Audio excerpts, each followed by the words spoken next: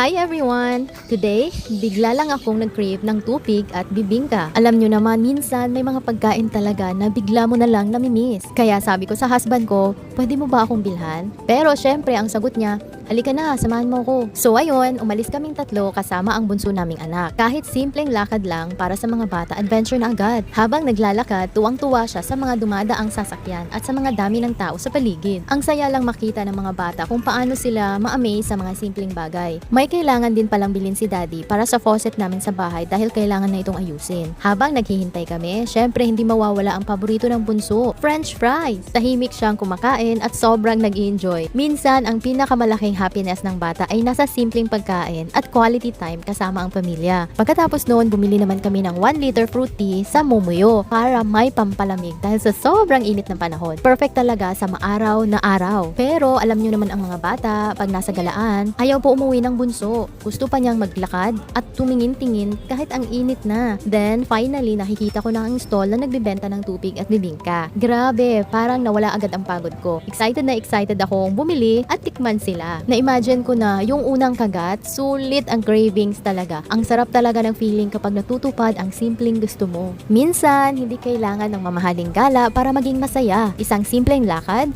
banding, masayang kwentuhan at pagkain na matagal mong kinikrave. Sapat na para maging espesyal ang araw. Thank you for spending the day with us. Kung mahilig ka rin sa tupig o bibingka, let me know sa comments kung alin ang mas favorite mo.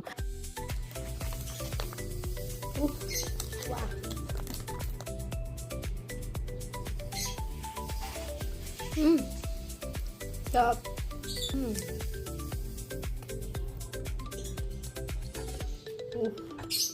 May itlog maalat.